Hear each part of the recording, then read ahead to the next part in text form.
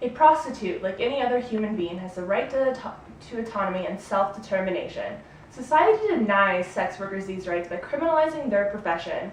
Prostitution is work, and as such should be legally open to a woman. As a supposed just and moral society, one cannot impose their own beliefs on what individuals think is an appropriate way for a woman to use her body. By doing so, one denies her the basic human right of autonomy. The people who oppose prostitution and legalize it attempt to argue that prostitution is not a choice, and that it denies a woman her autonomy. Kathleen Berry, from the Coalition Against Trafficking in Women, states that it is a fundamental human right to be free of sexual exploitation in all its forms, from prostitution, trafficking in women, to rape. She further argues that women are forced into these situations by social and economic conditions, yet does not mention that though these women are often forced to choose between limited choices because of their circumstances, prostitution is still a choice, and not necessarily a forced one. This feminist-type argument provides valid points, as many women are forced into prostitution and are harmed by this demanding profession. Berry makes these statements without taking into account the other side. Many first-world countries are not faced with the harsh reality of an extremely class-restricted and impoverished society, which many women from poorer countries are. They are not restricted daily by social, political, and economic circumstances.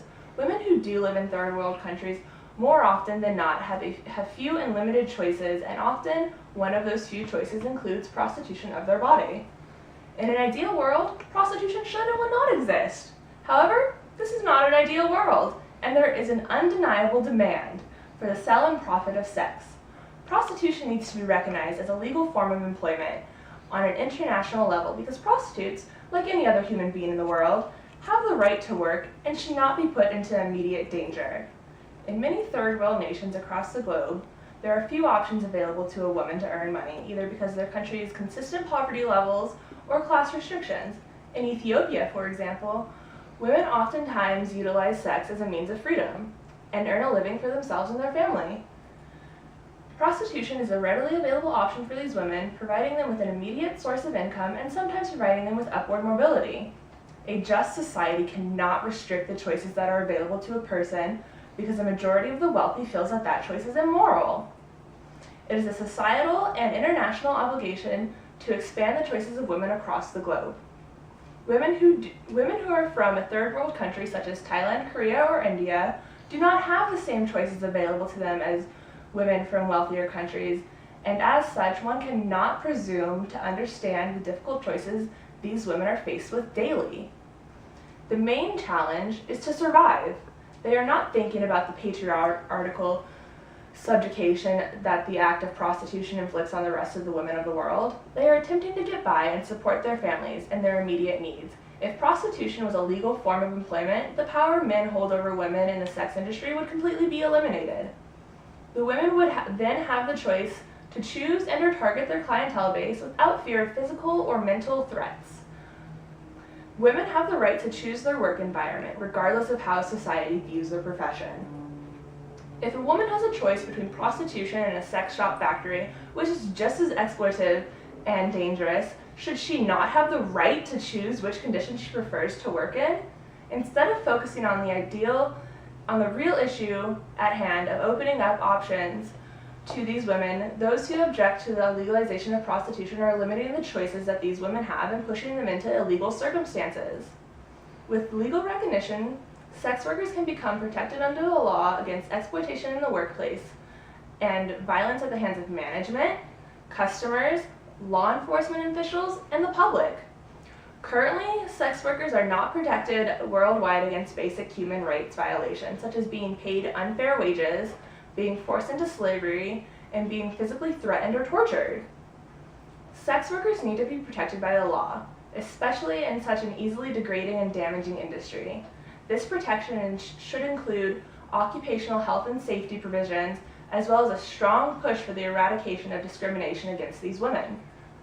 Sex workers are constantly at risk for STDs, and sex workers are recognized as being the highest risk group for HIV/AIDS infection. In India and sub-Saharan Africa, about 68% of female sex workers are infected because of their clients. Sex workers have told us that when they ask a client to use a condom, he offers to pay double the price to have sex without a condom. These women are trying to provide for their children and families, so they take the offer, said Ronald Witzer in his article, Prostitution Rights in the United States. In Thailand, an AIDS epidemic broke out among sex workers, causing a global panic. The Thai government reacted quickly to this panic and implemented the 100% condom policy in the early 1990s throughout brothels.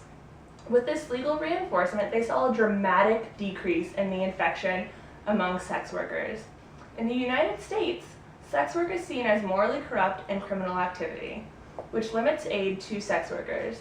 The Prostitution Loyalty Oath, enacted in 2003 by the U.S. government, requires aid groups to pledge to the opposition of prostitution in order to receive help combating HIV and AIDS.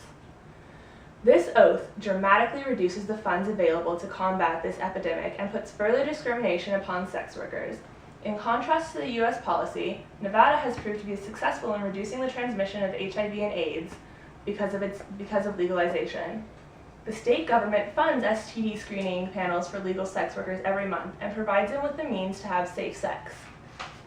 This is the Chicken Ranch, as you guys may know of, in Pahrump. It is a legal brothel, and their women are healthy because of Nevada's laws. The legal reinforcement greatly decreases the transmission of HIV and AIDS and provides sex workers with a right to their own well-being. Without legal recognition, prostitutes are vulnerable to exploitation and violence. This in turn benefits the sex trafficking industry. People who prostitute themselves are limited in choices and often become ensnared to sex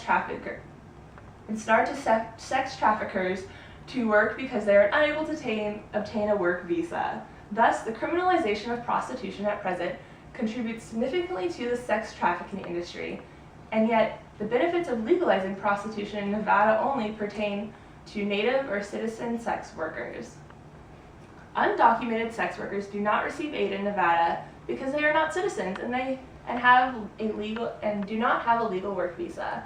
If work visas were made available to immigrant sex workers, the growing problem of undocumented immigrant workers could be reduced and make it unnecessary to turn to sex traffickers or pimps. Therefore, if the restrictions are taken away and prostitution is recognized as a legitimate form of work by both international law and immigration law, women will no longer have to turn to sex traffickers in order to gain work in their profession in any other country.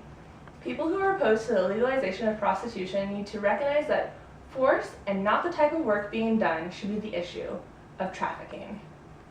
Thank you.